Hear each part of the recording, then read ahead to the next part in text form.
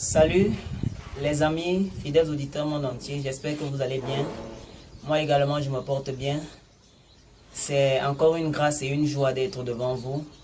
Vous êtes sur votre chaîne, notre maison d'édification habituelle YouTube, Exode TV, et je prie encore pour vous qui êtes nouveaux à regarder ces vidéos, à regarder cette exhortation, et qui ne vous êtes pas encore abonnés, à vous abonner et à cliquer sur la clochette afin de ne manquer aucune de nos prochaines diffusions.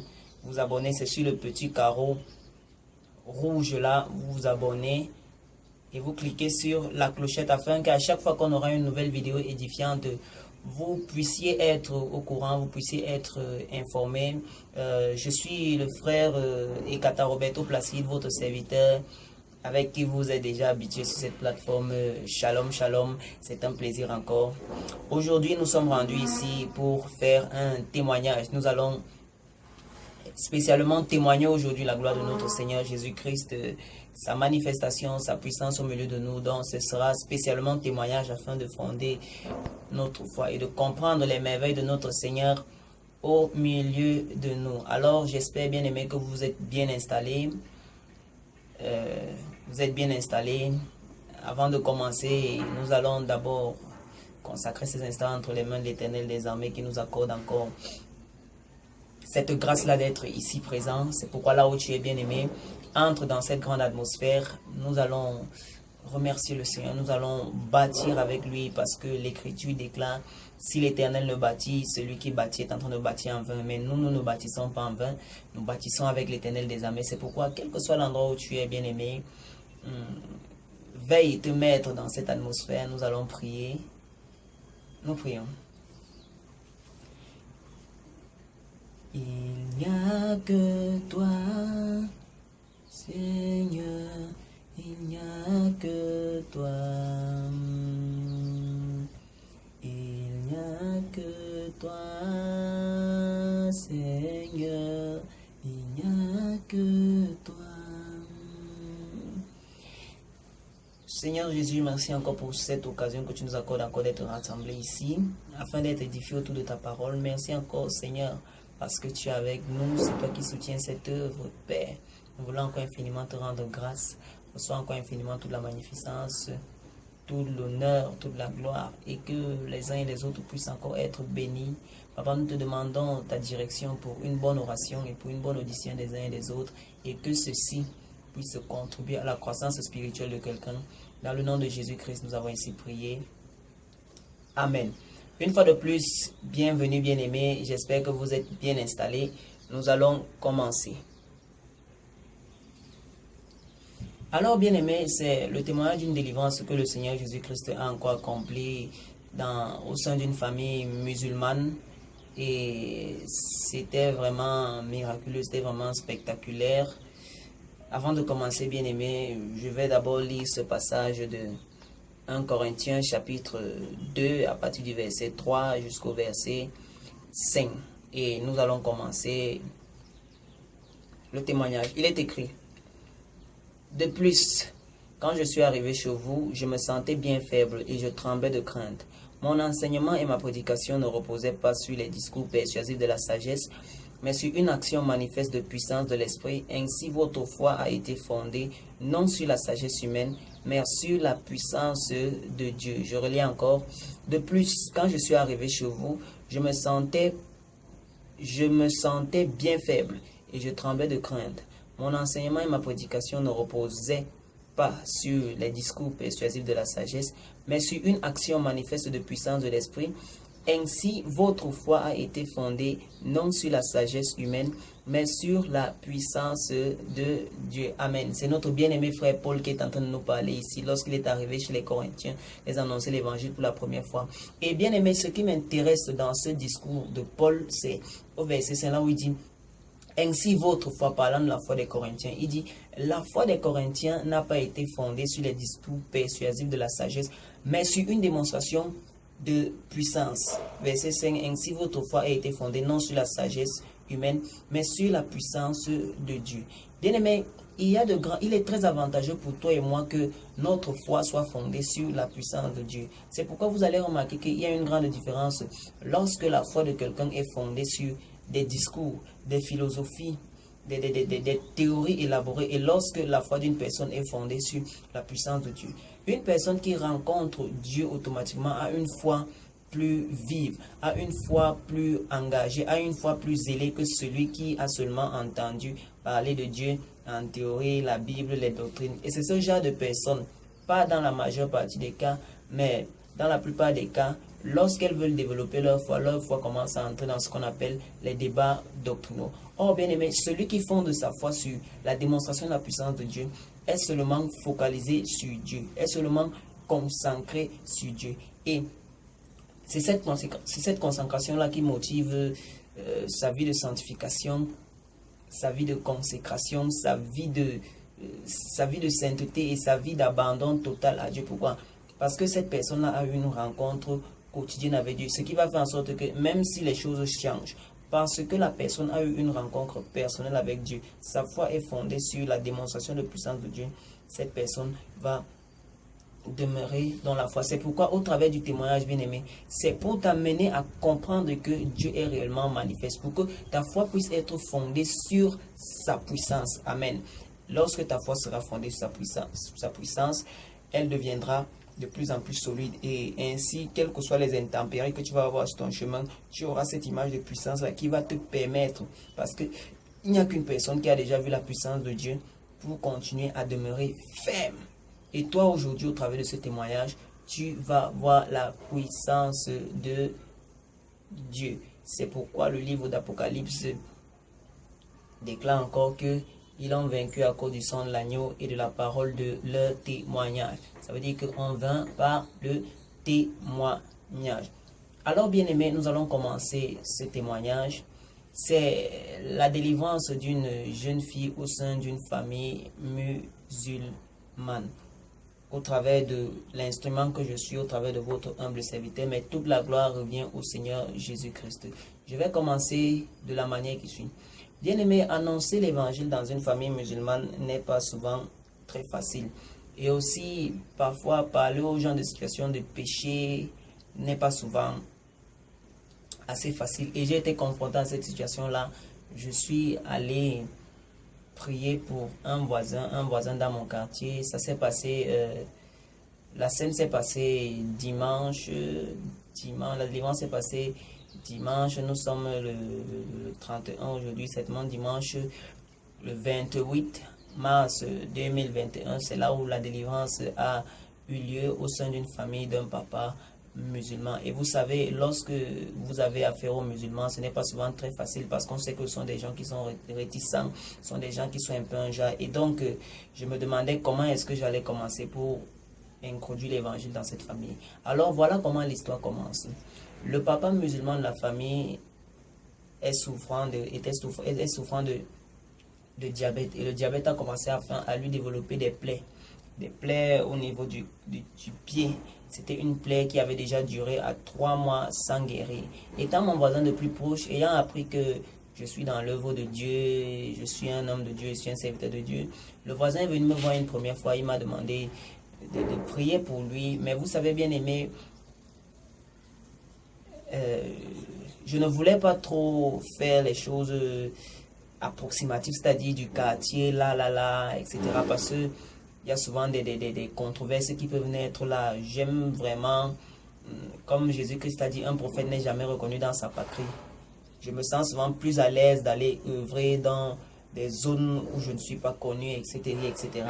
Mais là, le voisin est venu, il a insisté la première fois, il a dit, pasteur, prie pour moi, homme de Dieu, prie pour moi. Bon, j'ai d'abord négligé parce que je me disais que, je n'avais pas le zèle de faire cette affaire-là. J'ai d'abord laissé une première fois.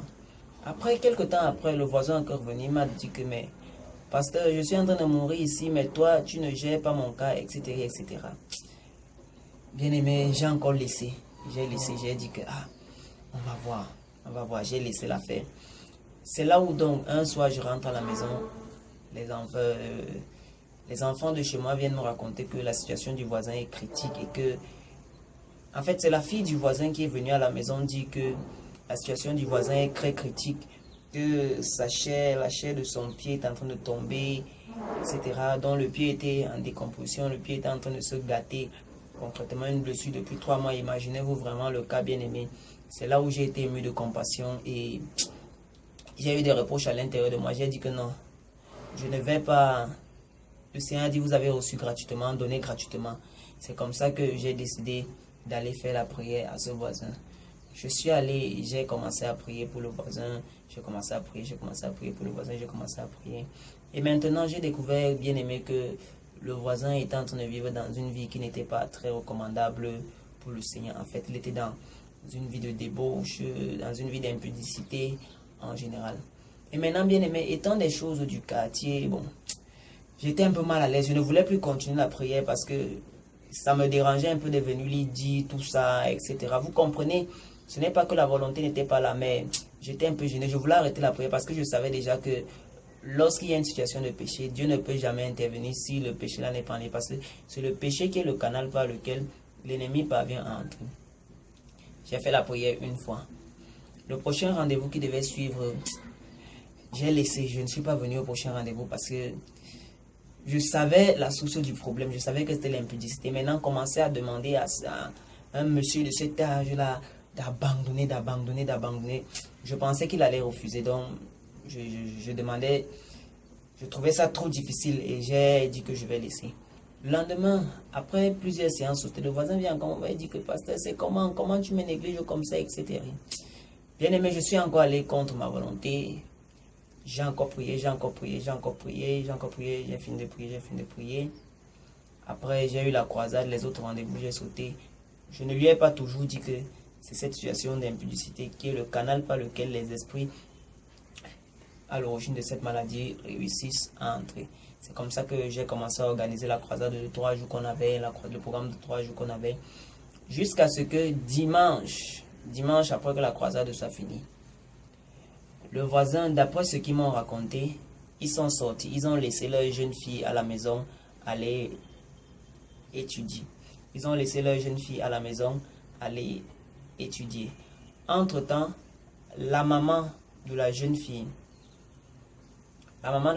est venue me voir pour que je puisse dispenser les cours à leur fille, pour que je puisse l'aider académiquement et que je puisse lui dispenser certains cours. La maman est venue me voir que si je peux l'entretenir, si je peux la tenir, etc. J'ai dit oui à la maman parce que les notes de la fille étaient très faibles, les notes étaient très médiocres et les parents ne savaient pas comment est-ce que cette situation-là était. C'était dimanche matin. C'est ainsi que, bien aimé, nous sommes sortis. Mais nous environ des midi, j'ai fini de donner les conseils à la maman que non, les enfants à cet âge-là, il faut bien les prendre, il faut bien les suivre, etc. Maintenant, la maman, moi je suis parti, la maman aussi est sortie avec le papa. Ils ont laissé leur jeune fille étudier à la maison.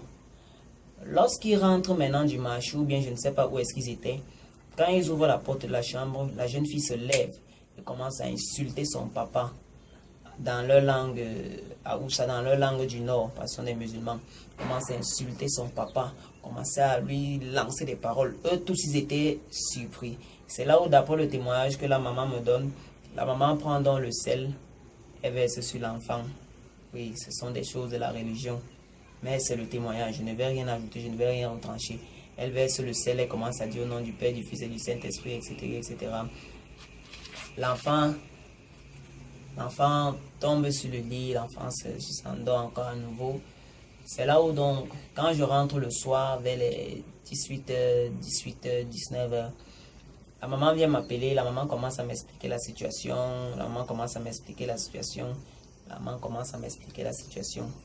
C'est là où donc je commence à donner des conseils à la maman. Je demande à la maman si on peut en effet prier pour l'enfant. Si je peux prier pour l'enfant. C'est là où donc je demande à l'enfant de se lever. Dès que l'enfant se lève, Bien aimé, je suis venu, j'ai pris l'enfant par les mains. Dès que j'ai commencé à déclarer au nom de Jésus-Christ, l'esprit là a commencé à se manifester. L'esprit là a commencé à se manifester. L'esprit a commencé à dire, on part. Je pars déjà. J'ai dit que, mais monsieur, tu pars où? Bien d'abord, tu vas nous dire ce que tu as fait ici. J'ai demandé à cet esprit-là que, bon, qui es-tu? Quel est ton nom? L'esprit a donné le nom, un nom du Nord. J'ai déjà oublié le nom. C'était un nom bizarre. J'ai demandé à cet esprit-là d'où est-ce qu'il sort. Le nom de leur village, l'endroit de la provenance. L'esprit a dit le village. J'ai demandé au père s'il connaît le village. Le père a dit oui, il connaît le village. Après, j'ai demandé à l'esprit-là que comment est-ce qu'il était entré? En quelle année il est entré? L'esprit a d'abord dit je ne sais pas, comme les démons sont des menteurs. J'ai menacé l'esprit au nom de Jésus. J'ai dit parle maintenant au nom de Jésus. En quelle année tu étais entré? L'esprit a dit que il est entré lorsque la jeune fille faisait encore la classe de 5e secondaire. Parce que là, actuellement, elle était en 3e secondaire. Donc, il est entré lorsque la jeune fille faisait encore la classe de 5e secondaire. Je demandais à l'esprit que tu étais entré comment? L'esprit me dit que lorsqu'elle était encore, si c'est à Kribi, si c'est où, j'ai dû oublier les dates. Où est-ce que c'était? Elle était en train de marcher. Après, quelqu'un lui avait lancé une mangue. Quand la mangue a touché le pied de l'enfant, bam! L'esprit m'a dit que c'est comme ça qu'il était entré. Après, j'ai demandé à cet esprit-là que, bon, qu'est-ce que tu as commencé à faire dans sa vie? L'esprit a dit que, le manque de concentration dont la fille était victime. C'est-à-dire que la fille peut se mettre sur un cahier comme ça. Elle peut se mettre sur un cahier, mais elle n'étudie rien. Elle ne retient rien. Le découragement, le manque de concentration. L'esprit dit que c'est lui qui est en train de causer ça. Après, j'ai dit que oui. Qu'est-ce que tu as fait d'autre? Qu'est-ce que tu as fait d'autre? L'esprit dit que la maladie de son père, pour qui j'avais déjà fait 2 séances de prière, c'est lui qui a l'origine de cette maladie-là. Il dit que, ah bon, qu'est-ce que vous avez fait? Quel était votre objectif en donnant cette maladie-là? Il dit que leur objectif, c'était de couper totalement le pied. Couper totalement le pied de leur père. Parce que c'était une blessure incurable depuis 3 mois, bien aimé. Vous savez, accompagné du diabète, un diabète mystique, et après ça commence à créer une blessure au pied. On fait des médicaments, on fait rien ne guérit et la blessure ne fait que s'aggraver, la blessure ne fait que se décomposer. Je sais pas, on parlait même si c'est d'asticot qui sortait, je n'ai pas bien suivi d'asticot. Des choses comme ça, bien aimé. Regardez le degré de méchanceté de la sorcellerie. Regardez le degré de méchanceté du monde des ténèbres. Écoutez ça, bien aimé. Ton propre enfant, canal de ta malédiction. C'est comme ça que l'esprit dit que c'est eux. J'ai dit que comment vous avez... Elle me dit qu'ils ont injecté la seringue sur le doigt. C'est ça qui a commencé à faire la maladie. Ils m'ont dit qu'ils sont à 2. L'autre a dit que lui n'a pas pu entrer dans le corps de la fille. Et que c'est seulement...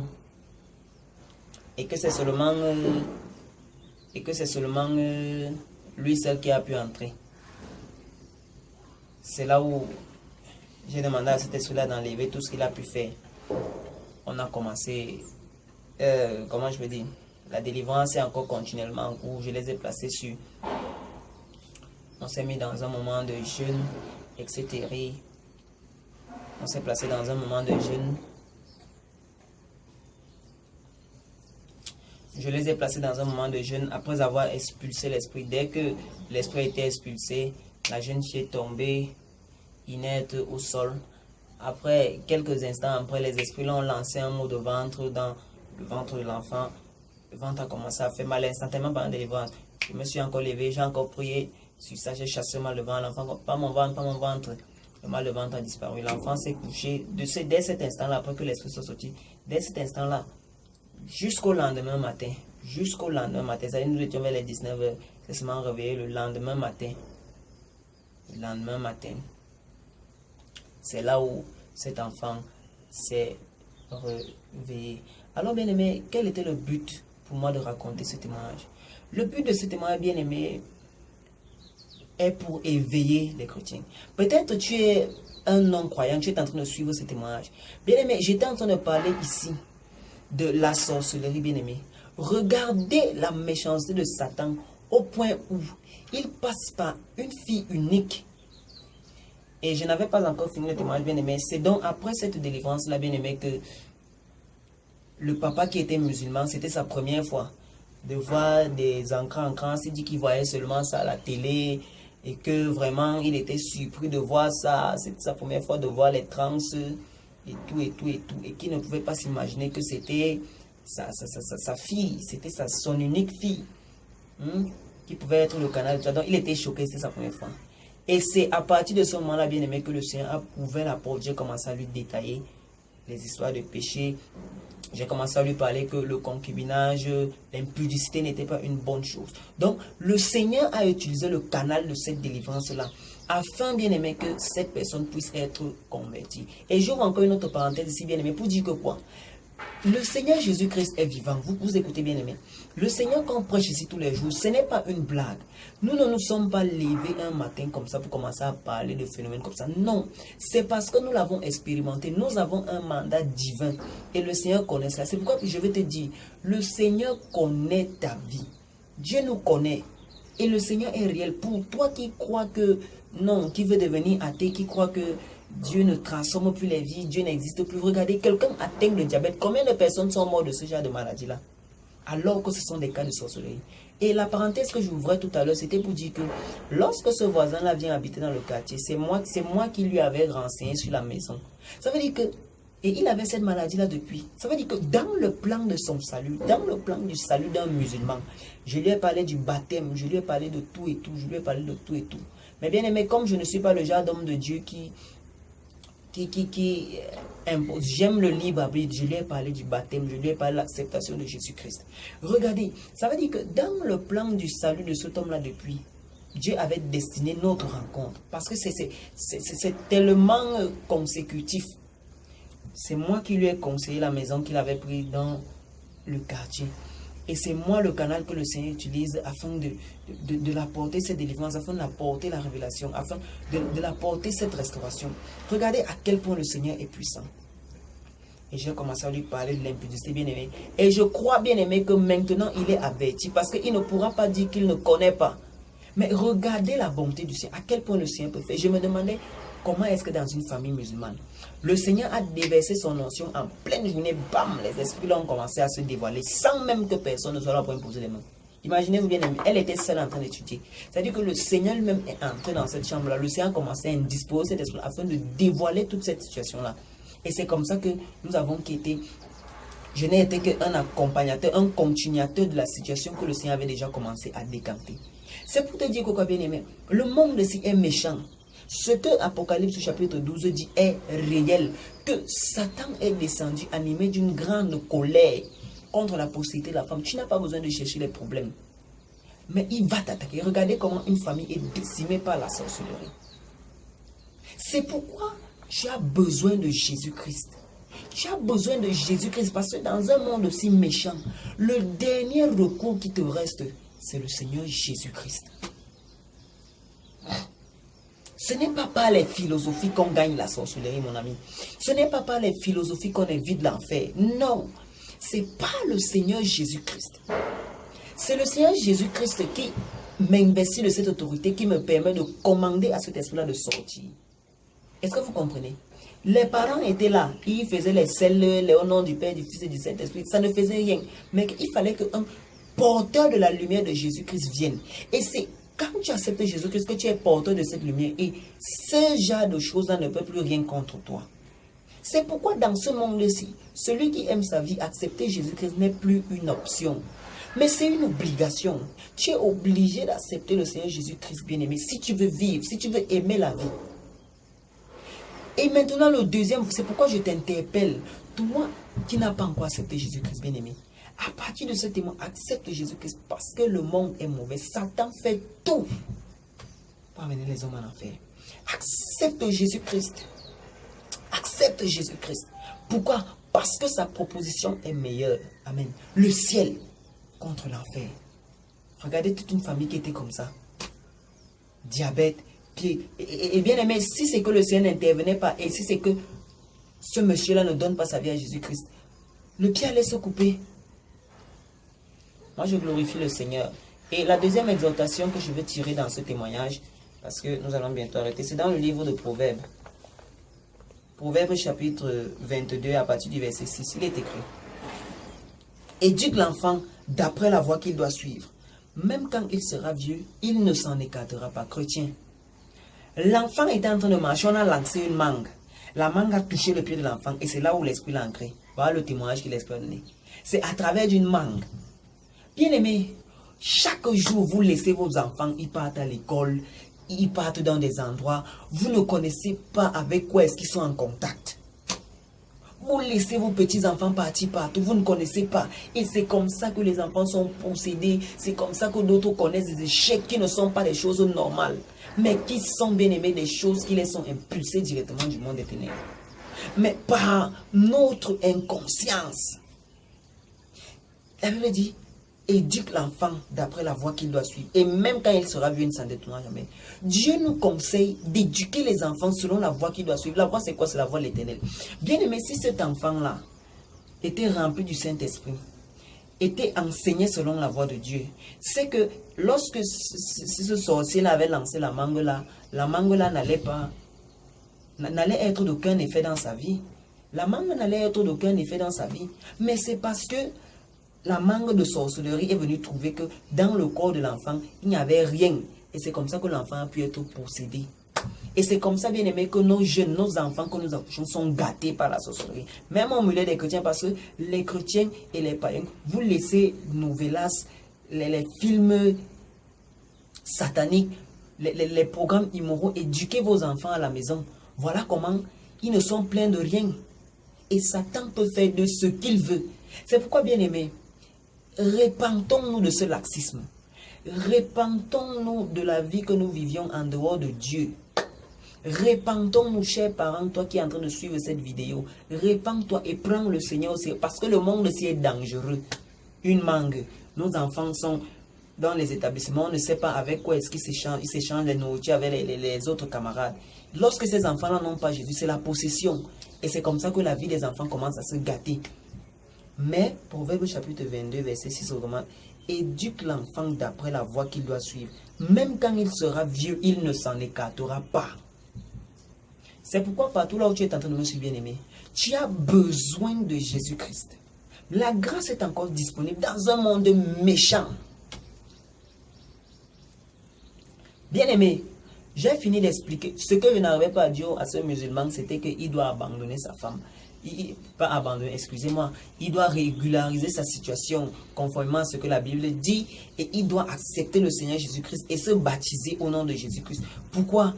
Parce que c'est le seul canal. Et c'était un plan concocté par le Seigneur depuis. Amen. Et bien aimé, j'ai fini de dire, je lui ai dit la vérité. Pour que ces paroles-là soient son propre juge au jour du jugement. On ne force pas les gens à donner leur vie à Christ. Non. On vous présente les faits. Et c'est ça dans les marchés. C'est pourquoi on va arriver dans les marchés. On ne va pas fermer notre bouche. On n'est pas là pour flatter les gens. Si c'est que la fornication est un péché, on va dire que c'est un péché. C'est que toi qui t'habilles de manière immorale, c'est un péché, on va le dire. Si c'est que toi qui te dépigmentes la peau, c'est un péché, on va le dire. Pour que tu ne dises pas qu'on ne t'avait pas dit. Ézéchiel dit, n'est-ce pas, que lorsque Dieu va annoncer, je mange une ville, si la sentinelle ne dit pas, quand on va te dire que mettre des faux cheveux c'est un péché, on va seulement le dire. Et toi-même, tu vas prendre ta décision. Parce que chacun d'entre nous a pris une décision. Amen. C'est pourquoi je t'invite ce soir, mon bien-aimé, tu as écouté ce message. Et certainement, tu te rends compte intérieurement que la vie que tu mènes, ce n'est pas une vie qui est agréable à Dieu. Et tu veux donner ta vie à Dieu. C'était peut-être une vie de mensonge, une vie de vol, une vie de débauche. Je ne sais pas moi, une vie de tromperie. Amen. Une vie de fausseté. Une vie là où tu as estorqué les biens des gens, tu as menti. Le Seigneur t'appelle ce soir à la repentance à partir de ce témoignage. Amen. C'est pourquoi là où tu es, tu vas faire cette prière avec moi. Seigneur Jésus, j'ai écouté ta parole ce soir. J'ai écouté ton appel au travers de ce témoignage. Je reconnais que je suis un pécheur. Je reconnais que je n'ai pas toujours marché dans ta voie. C'est pourquoi je te demande pardon ce soir. Lave-moi. Purifie-moi, sanctifie-moi, dans le nom puissant de Jésus-Christ. Viens établir ta demeure dans ma vie et accorde-moi ton Saint-Esprit. Viens être le leader de ma vie. Dans le nom puissant de Jésus-Christ. Nous avons ainsi prié. Alors bien aimé, je vais prier pour toi. Je vais prier pour toi. Seigneur Jésus-Christ, je te recommande encore ton fils ou ta fille qui est en train de nous regarder maintenant. Papa, elle a accepté, elle a reconnu qu'elle a fait ce qui est mal. Elle a reconnu, Seigneur, qu'elle a fait ce qui n'était pas bien. Il a reconnu, elle a reconnu. Veuille lui pardonner, Seigneur. Et veuille l'accorder ton Saint-Esprit maintenant. Que la personne commence à être remplie du Saint-Esprit maintenant au nom de Jésus-Christ. Reçois toute la gloire, toute la magnificence dans le nom puissant de Jésus-Christ. Amen. Shalom bien-aimés, n'oubliez pas de partager cette vidéo, ce témoignage, afin que les uns et les autres soient édifiés. Amen. Si le Seigneur nous fait grâce, nous aurons avec la grâce du Seigneur, l'occasion d'inviter cette famille ici là en direct avec nous afin que nous puissions partager le témoignage. Mais bien aimé, n'hésite pas à partage cette vidéo avec les uns et les autres pour que eux aussi soient édifiés. Ne garde pas les bonnes choses pour toi, partage. Et n'oublie pas de liker bien aimé afin que la vidéo puisse avoir une plus grande vue sur YouTube et puisse édifier les autres. C'est pourquoi de partout où vous êtes, soyez bénis. C'était votre serviteur Placido Roberto Ekata. À bientôt pour d'autres dispensations.